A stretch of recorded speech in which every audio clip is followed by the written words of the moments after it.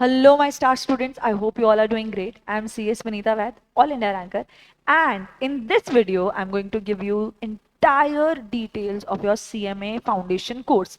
CMA journey का जो आपका फर्स्ट लेवल है CMA फाउंडेशन, उसके लिए क्या एलिजिबिलिटी क्राइटेरिया है, यानी कि 10th पास या 12th पास का जो एक कंफ्यूजन चलता है कि कौन CMA फाउंडेशन का एग्जाम दे सकता है, उसकी क्लैरिटी आपको मिल जाएगी आज। साल में कितने एग्जाम होते हैं, कितने सारे सब्जेक्ट होते हैं, किस तरीके से एग्जाम होते हैं, रजिस्ट्रेशन की लास्ट डेट क्या है, कितनी फीस होगी, सब कुछ everything we are going to discuss in this video, so ensure that you watch the entire video. ठीक है, सबसे पहली चीज, कौन एलिजिबल है सीएमए फाउंडेशन का एग्जाम देने के लिए। अब अगर इसका एक स्ट्रेट फॉरवर्ड आंसर दूं तो है 12th पास इंसान। 12th पास इंसान सीएमए फाउंडेशन का एग्जाम दे सकता है। लेकिन लेकिन लेकिन अगर कोई इंसान 10th पास भी है, समझिए 10th का एग्जाम क्लियर हो गया है, उसके बाद सीएमए फाउंडेशन का एग्जाम दे सकते हैं, इंस्टीट्यूट ने अलाउ किया है, लेकिन उसमें कंडीशन क्या है, आपने जब रजिस्टर किया होगा सीएमए के लिए उसके 3 साल के अंदर आपको 12th का रिजल्ट भी सबमिट करना है, end of course pass result submit करना है। बट अगेन एक और दिक्कत है कि सीएमए फाउंडेशन के बाद सीएमए इंटर का एग्जाम होता है, फिर सीएमए फाइनल का, राइट। अब सीएमए इंटर का एग्जाम देने से पहले आप 12th क्लियर होना ही होना चाहिए। तो इतना सारा कंफ्यूजन ना रखते हुए सिंपल रखो, जो इंसान 12th का एग्जाम दे चुका है, पास हो चुका है, या फिर जिसने 12th का एग्जाम अभी देना है, अपियर करना है, वो प्रोविजनल बेसिस पे रजिस्टर कर सकते हैं। 12th का एग्जाम हो गया, उसके बाद आप अपना रिजल्ट सबमिट कर सकते हैं। 12th क्लियर करने के बाद आप सीधे सीएमए फाउंडेशन का एग्जाम दे सकते हैं, आपका रिजल्ट आपने पहले ही अपलोड कर दिया होगा। So the eligibility criteria is 12th pass for CMA foundation. Okay, the second thing, exam pattern. अब सीएमए फाउंडेशन का जो एग्जाम है वो आपका होता है साल में 2 बार। एक होता है जून में और एक होता है दिसंबर में। मिड जून और मिड दिसंबर में आपका एग्जाम होता है। अब ये जो एग्जाम है ये एक ही दिन में होता है। आपके जो सब्जेक्ट्स है, जो थर्ड पॉइंट है उसी के साथ मैं बता रही हूं, आपके सब्जेक्ट्स है टोटल 4। 4 सब्जेक्ट्स है, थ्योरी प्रैक्टिकल मिला के आपके 4 सब्जेक्ट्स है। लेकिन अगर मैं यहां पर बात करूं कि आपका एग्जाम कितने दिन में होगा, तो वो एक ही दिन में एग्जाम होता है। अब वो एक दिन में एग्जाम कैसे हो रहा है, आपका एमसीक्यू बेस्ड एग्जाम होता है। आपको एमसीक्यूज पूछे जाते हैं और उसका आंसर बस आपको एनसर्कल करना होता है, और आपको चारों पेपर का एक ही दिन में एग्जाम देना होता है। वो कैसे होगा, जैसे अगर मैं आपको एग्जांपल दूं, आपका एग्जाम होगा जैसे दिसंबर 15 दिसंबर को एग्जाम हुआ।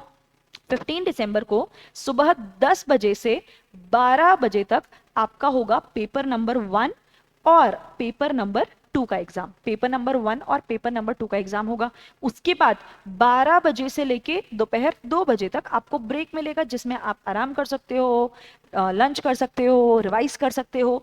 रिवाइज क्यों, क्योंकि 2 से 4 2 PM टू 4 PM रहेगा आपका पेपर 3 और पेपर 4 का एग्जाम। तो ऐसे करके आपके जो चारों के चारों एग्जाम्स है, चारों के चारों पेपर्स है, वो एक ही एग्जाम में पूछा जाता है। अब यहां पर एग्जाम में वो पूछेंगे कैसे, एमसीक्यूज रहेंगे। एक एमसीक्यू का 2 मार्क्स रहेगा, एक एमसीक्यू का 2 मार्क्स ईच। ठीक है, टोटल आपके मार्क्स कैसे हो जाएंगे यस, आपका पेपर 1, हर एक पेपर 100 मार्क्स का है। पेपर 1 आपका 50 मार्क्स और पेपर 2 50 मार्क्स, ऐसे करके 50 क्वेश्चंस, पेपर 2 50 क्वेश्चंस, ऐसे करके टोटल आपके होंगे 100 क्वेश्चंस। 100 क्वेश्चंस, पेपर 1 के 50, पेपर 2 के 50। 100 क्वेश्चंस 2 मार्क्स से 200 मार्क्स, और इसके अलावा आपका पेपर 3 और पेपर 4 भी same 50-50 questions, 2-2 marks each, total हो गया 200 मार्क्स। अब ये जो टोटल 400 मार्क्स है, 400 मार्क्स में आपको पास होने के लिए कितने मार्क्स चाहिए, 200 मार्क्स चाहिए। 199 आया तो पहली बात तो बेचारे जी 199 आ ही नहीं सकता है, क्योंकि एक क्वेश्चन 2 मार्क्स का है और नेगेटिव मार्किंग जैसी कोई चीज है ही नहीं। अगर आपका जवाब सही हुआ 2 मार्क्स, अगर आपका जवाब गलत हुआ तो उसमें 0 आ जाएंगे। अगर लेट से किसी का 198 आता है, क्या वो क्लियर है, नहीं। 200 पे, एग्जैक्ट 200 पे क्लियर है, वो तो भगवान के बच्चे हैं। जिनका एग्जैक्ट 200 पे क्लियर होता है वो तो भगवान के बच्चे होते हैं, क्योंकि अगर एक भी एमसीक्यू उन्होंने गलत कर दिया होता तो फिर 6 महीने चले जाते। सो 200 is the passing criteria. Plus इसमें एक और क्राइटेरिया है, वो ये है कि आपका हर एक जो सब्जेक्ट है, पेपर 1 2 3 4, हर एक में 100 मार्क्स का है।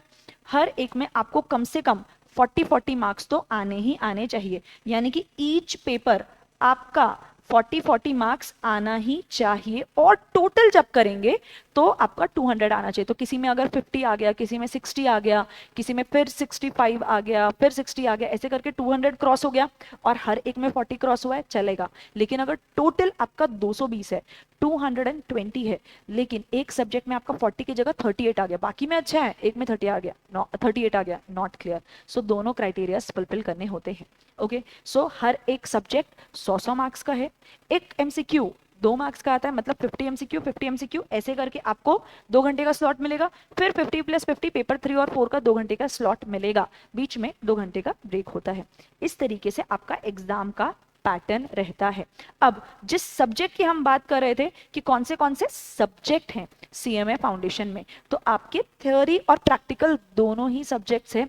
अगर मैं थ्योरी की बात करूं तो लॉ का सब्जेक्ट है business laws and business communication. Business में, बिजनेस फील्ड में किस तरीके से बात की जाती है, एटिकेट्स क्या होते हैं, कितने टाइप के लेटर्स कॉरेस्पॉन्डेंस होते हैं, वो सारा कुछ आपको सिखाया जाएगा। और लॉ क्यों है, कैसे बनता है, क्यों हमें लॉ फॉलो करने की जरूरत है, ये सारा कुछ आपको इस सब्जेक्ट में सिखाया जाएगा। सो आपका जो फर्स्ट पेपर है that is business laws and business communication. अगर मैं पूरा नाम बोलूं तो इट इज फंडामेंटल्स, यानी कि basics, fundamentals of business laws and business communication.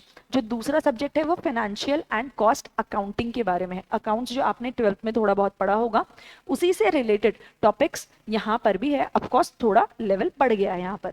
The third subject is business mathematics and statistics. तो जो लोग भी मैथ्स से भागते थे कि मैथ्स नहीं करना है इसलिए कॉमर्स लिया है, यहाँ पर आपको मैथ्स पढ़ना पड़ेगा। अब यहाँ परेशान होने की बिल्कुल भी जरूरत नहीं है, क्योंकि बिल्कुल स्क्रैच से, बिल्कुल बेसिक से हम आपको मैथ्स और स्टैट्स सिखाने वाले हैं, चाहे वो मीन मीडियन मोड हो, कोरिलेशन, रेशियो प्रोपोर्शन, वो सारी चीजें।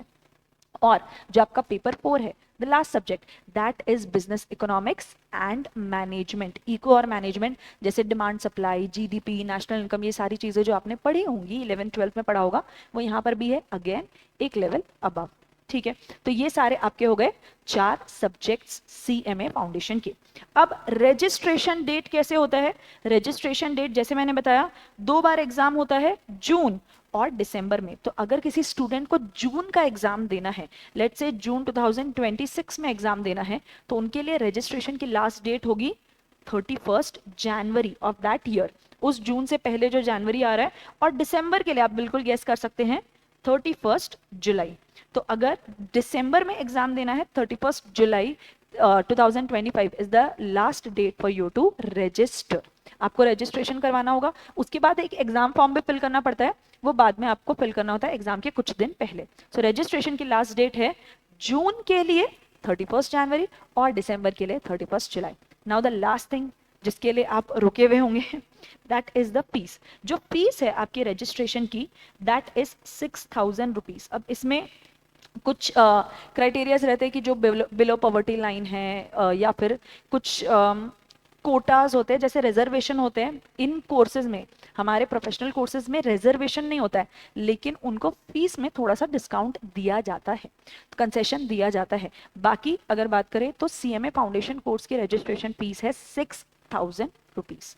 Okay, so these are the basics जो मुझे लगता है आपको सीएमए फाउंडेशन की शुरुआत करने से पहले पता होना चाहिए। कौन एलिजिबल है, कितने सब्जेक्ट्स है, एग्जाम कैसे होता है, कितने मार्क्स से पास होते हैं, ये सारी चीजें। अब इसके अलावा भी बहुत सारी चीजें होंगी जो आपको हमसे पूछना होगा, तो बिल्कुल आप कमेंट सेक्शन में अपने डाउट्स, अपने क्वेश्चंस लिख सकते हैं, and we are here to answer. I hope this video help you. Share this with all of your friends जो सीएमए के बारे में सोच रहे हैं, सीएमए करना चाहते हैं, and I will see you in the next video. Thank you, take care, and all the best.